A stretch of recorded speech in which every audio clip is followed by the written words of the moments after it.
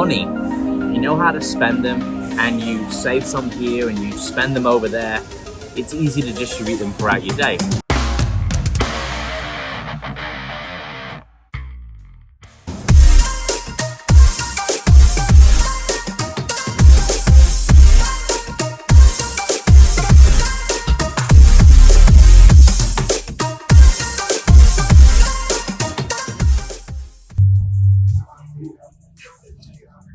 Alright, welcome back to another video, and a really popular question I get is how to track food when you're out. So that's exactly what we're gonna do. I'm right across one of my favorite restaurants from EMF where I work, and we're having some Italian. I'm gonna show you how to best track it if you were eating out, because there's a couple of tips that I can give you to make it really easy. So if you are eating out, you can track it. If you're on a diet, you can definitely still do it. If you're comp prepping, it's probably not worth it to a degree. You don't want to be the guy with the Tupperware, but I'm going to show you how to track it as accurately as possible.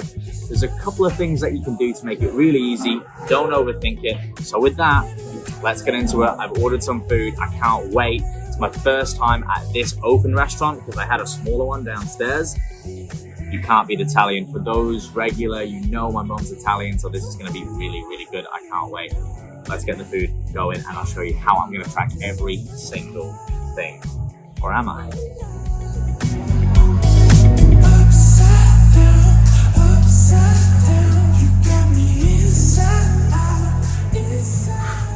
So here's the lads getting it done. We've got the main man, John Luca, in the back. He's making the food. He's the owner. Sarah, his wife. She's organizing somewhere here.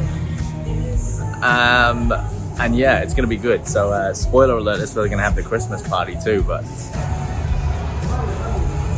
so the first thing I've got, as you've seen, is the bruschetta, and it's pretty damn amazing. Look at this. This is quality right here, people. So what I say to my clients to keep it simple is think about the main macronutrient elements in this dish. So for example, there's no point in necessarily counting the leafy green vegetables unless they're covered or doused in oil like a salad. So think, what's the protein element, what's the fat, and what's the carb, if any, right? So in this dish, the carb element is obviously the bruschetta, which is the bread. And then the fat element is the olive oil, because I know that's in there. And say if there was cheese, there would be that. And that could also be classed as the protein element. And the protein element, well, typical Italian, at this point, on entree, there is none. So I'm gonna put in, I could put in bruschetta, right? And I put in maybe servings, or I could put 3 slices, something like that. Or I could actually put in 3 pieces of sourdough toast, or I could find out what the bread is. I could put, say, 50 grams of tomato, etc. And I could put 20 mils of virgin olive oil. There's a bit of balsamic vinegar here, but it's a pretty plain bruschetta. There's nothing really massively calorific about it. So that's how I will track it. And what I'll do is I'll put a screenshot up here now of what I've actually tracked it as, so you can see what I've actually done. So if you go generic and just go green curry, say if you're at a Thai, I just put bruschetta in. 1 serving, 2 servings, homemade, this restaurant, that restaurant, because obviously we're not at a chain. If we were at a chain restaurant, it would be a lot different. We could go somewhere like Subway or McDonald's, which is well renowned, and we could probably find something that's a lot more accurate. But in this case, it's not a chain like Vapiano's as an Italian, so we've got to make the best guess that we can. And a lot of the time when you track, the more you do it, the more competent you become. And the more competent you become, the more you get an awareness, and the more accurately you can eyeball your food. So it's not magic, just like anything, it's experience. All right, I'm gonna eat this, and then we'll get into the second main course, which is, of course, pasta.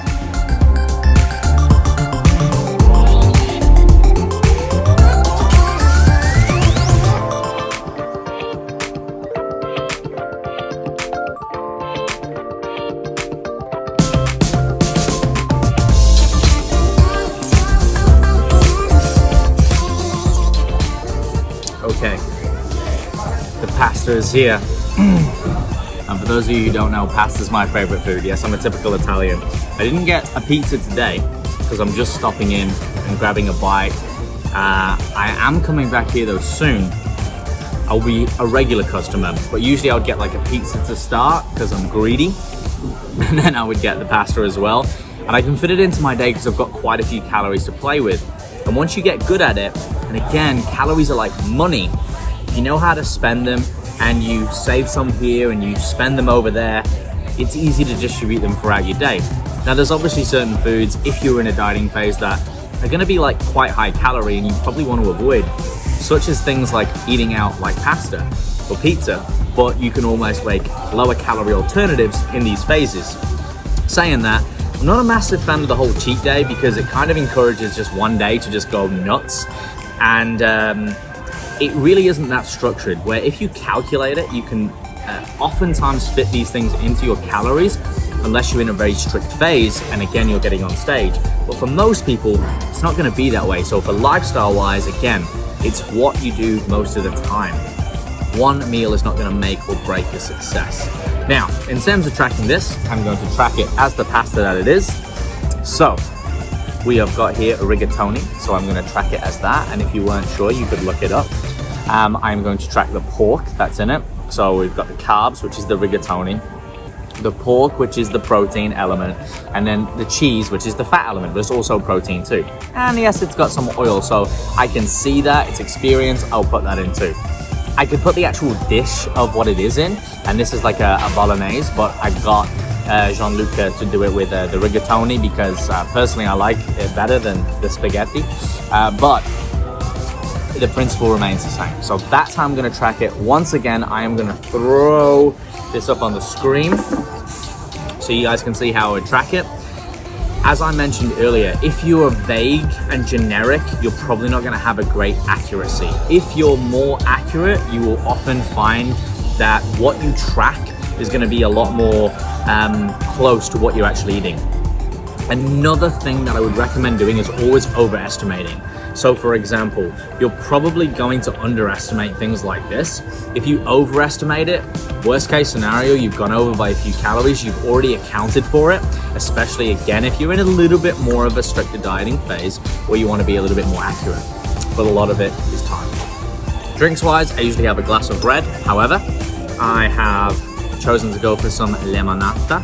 So it's like a lemon drink, and again, San Pellegrino, it's a very well recognized brand. I will be able to find this 9 times out of 10. Once again, I'll put it on the screen. If not, I would find something close, like a lemonade or a Sprite or a Fanta or whatever other lemon drink I've got. And again, I would overestimate what I've had. But if I look at the bottle, I can see the mils, I can, see the brand, and if it had a barcode, which this one does actually, I could possibly scan that in to MyFitnessPal and use it as well. So there's 2 main tracking tools that I recommend, and that's MyFitnessPal and also FitGenie, and that's online tracking tools, not the only tracking tools I should mention. There are many other ways to track food. You can use basic metrics like serving sizes and give people actual, tangible measurements like a palm serving of protein or a handful of carbs or a thumbful of fat, things like that. You can visually track it. You can do time restricted feeding. You can create a food diary. There's so many ways to do it. You don't have to always weigh your food.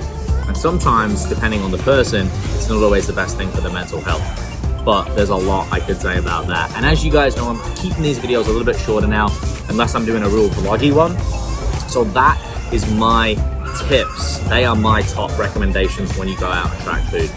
All right, I'm gonna eat this and then we will get back here with some final thoughts.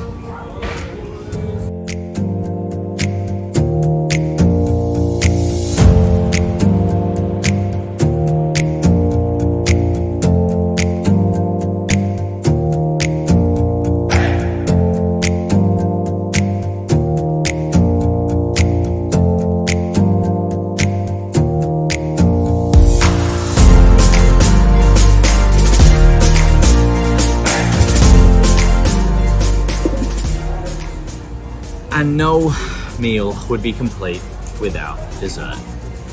And I have got here some traditional Sicilian cannolis. Absolutely amazing. Gianluca has really outdone himself. Look at this, we've got chocolate. It's gonna be a fantastico. So, I'm obviously not shredding. But this is just a good insight into, and I will do this most weekends. I really appreciate food.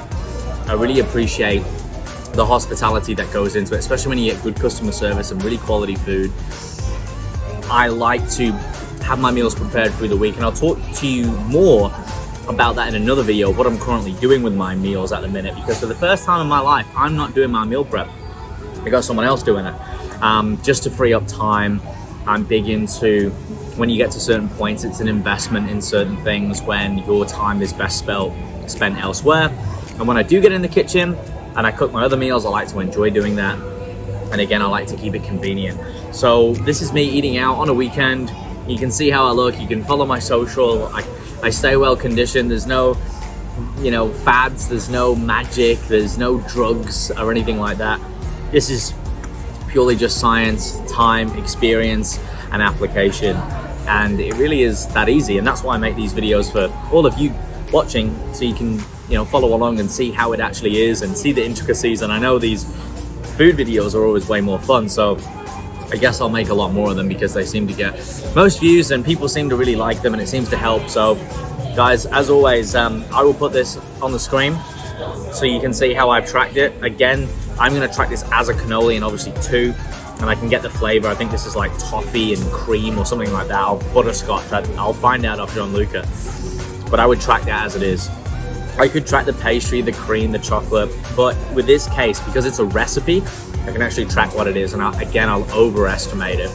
So I reckon I probably consumed in this meal alone about 1,500 calories plus. That might be shocking to some people, but when you eat out, especially if you choose high calorie food, or even if you don't, you've got to realize that the chefs make it taste good. They're adding oils, they're adding fats. That is what's going to be hyper palatable, meaning really tasty for you.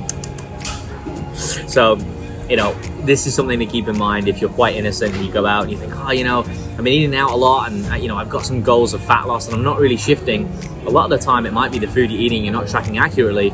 Perhaps you need to taper it back, eat out less, or you need to go out and you need to track more accurately, or save it for, the weekend or a couple of days. Not a cheat day per se, but just a couple of meals where, you can enjoy something more high calorie. You might have, instead of your normal 3 meals and 2 snacks, you might just have 2 big meals and 1 snack or something like that. And there's lots of ways to play that, but that is probably a video for a separate topic. I want to sort of segregate this one into how to track food when you're out and about, not in a main chain restaurant. So with that, I'm going to enjoy this beautiful food. Guys, if you like the video, make sure to like the video, comment with anything valuable, or if you want to see something or you're not sure about how to do this, if there's still questions lingering, let me know. And of course, hit that bell icon and subscribe for more weekly videos. And of course, till next time, stay fearless. People always say you can't eat good food and look good, but you can. See? Still got it.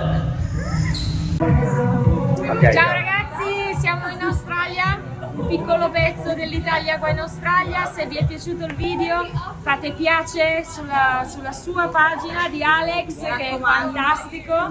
E se avete qualcosa da commentare, commentate sotto questo video e mi raccomando iscrivetevi. E seguite, un bacione. Ciao ragazzi, ciao.